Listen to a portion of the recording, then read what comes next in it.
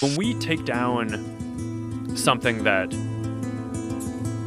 we're not supposed to, I mean, that is like, I mean, that's the worst. I mean, how that's do you like discern? Like how, like say, like these Christian Facebook pages. I don't know how they found out that 19 of 20 were fake. What do you discern?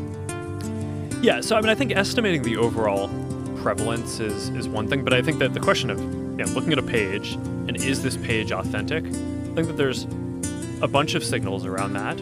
One of the things that we try to do is for large pages, we try to make sure that we know who the admin of that page is. We don't necessarily, if you should be able to run an anonymous page, you don't necessarily need to out yourself and say who you are running it, but we want to make sure that we sort of have like an identity for that person on file, so that way we know, like at least behind the scenes, that that person is real. For certain political things, I think having a sense of what country they're originating from. I mean, some of that you can do just by looking at where their server traffic comes from, like is the IP address coming from Romania, or because if it's like an ad in some other country's election, then you probably want to make sure that that ad is especially in countries that have laws around that, are coming from someone who's a valid citizen, or like at least in that place. So there's a bunch of, I think, I don't know, one theme in my worldview around this stuff, when it gets to some of the stuff that we talked about before, is like, I don't think that this stuff is black and white, or that you're ever going to have like a perfect AI system. I think it's all trade-offs all the way down, right? And you could build a system, and you can either be overly aggressive and capture a higher percent of the bad guys, but then also by accident take out some number of good guys, or you could be a little more lenient and say, okay, no, the cost of taking out any number of good guys is too high, so we're going to tolerate having, just a little bit more, like more bad guys on the system. These are values questions, right around what do you value more, and those are super tricky questions. And part of what I've struggled with around this is I didn't get into this to basically judge those things. I got into this to design technology that helps people connect, right? It's like, and like, I mean, you could probably tell when we spent the first hour talking about the metaverse and the future of basically building this whole technology roadmap to basically give people this realistic sense of presence. It's like, that's what I'm here to do, right? So this whole thing that's like arbitrating what is okay and what is not, I obviously have to be involved in that, because this is at some level, I run the company, and I can't just abdicate that. But I also don't think that as a matter of governance, you want all of that decision-making vested in one individual. So I think one of the things that our country and our government gets right is the separation of powers.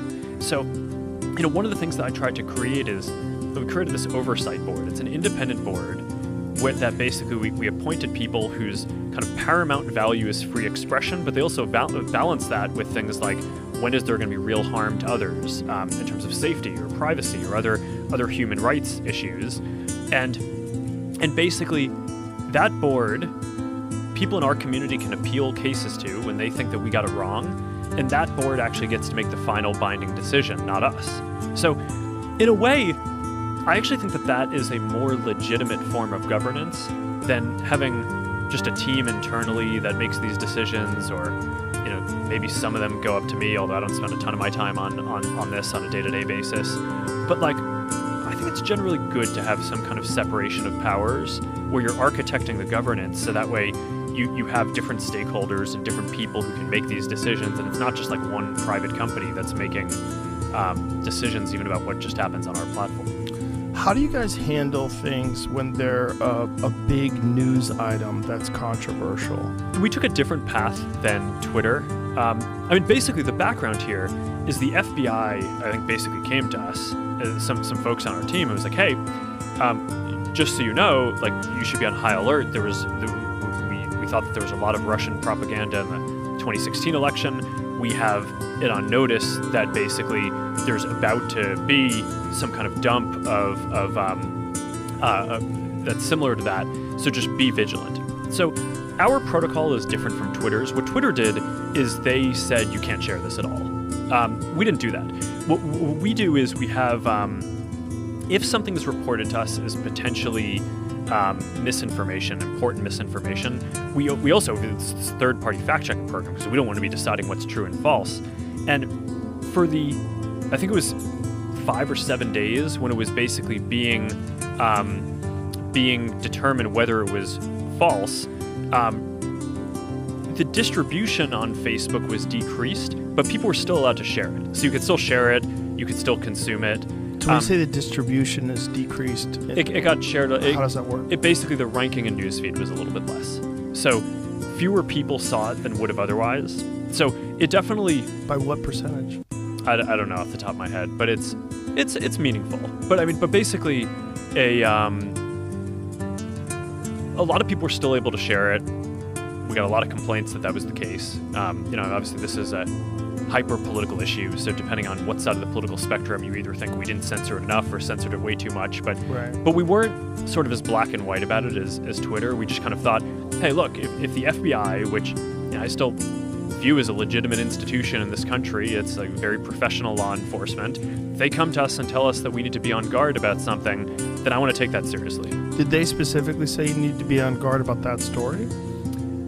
No, I don't remember if it was that specifically, but it basically fit the pattern. When something like that turns out to be real, is there regret for not having it evenly distributed? Evenly distributed. I mean, evenly in that it's not suppressed. It's not. Yeah. I mean, it sucks. Yeah. Yeah. I mean, because it turned out after the fact. The fact checkers looked into it. No one was able to say it was false. Right, so basically it had this period where it was getting less distribution. So yeah, I mean, but I think I think it sucks though. I think in the same way that probably having to go through like a criminal trial but being proven innocent in the end sucks. Like it still sucks to have like that you had to go through a criminal trial, but at the end you're free. So I don't know if the answer would have been don't do anything or don't have any process. I think the process was pretty reasonable.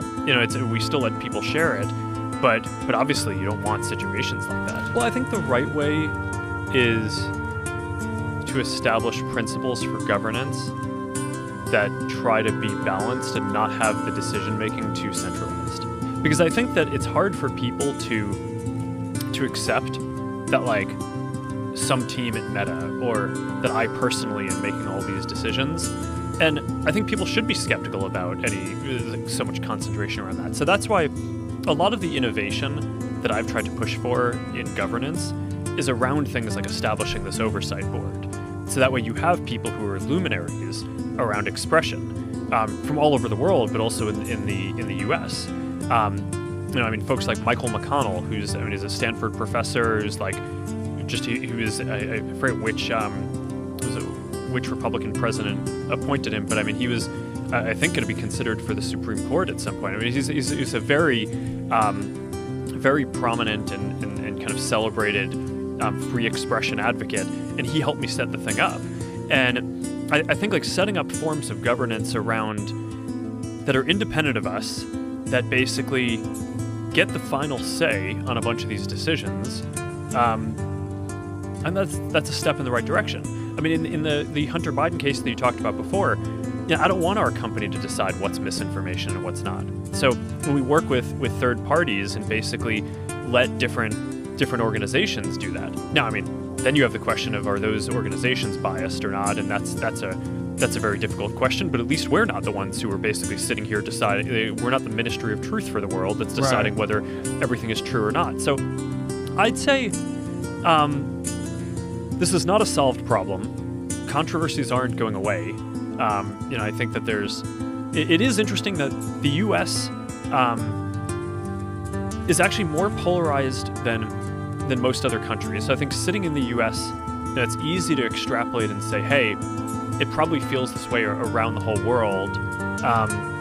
And from the social science research that I've seen, that's not actually the case. There's a bunch of countries where social media is just as prominent, but polarization is either flat or has declined slightly. So there's something kind of different happening in the U.S. But But for better or worse, I mean, it does seem like the next several years do seem like they're set up to be quite polarized. So I tend to agree with you. There are going to be a bunch of different decisions like this that come up. Because of the scale of what we do, almost every major world event has some angle that's like the Facebook or Instagram or WhatsApp angle about how the services are used in it. So, yeah, I think just establishing as much as possible independent governance.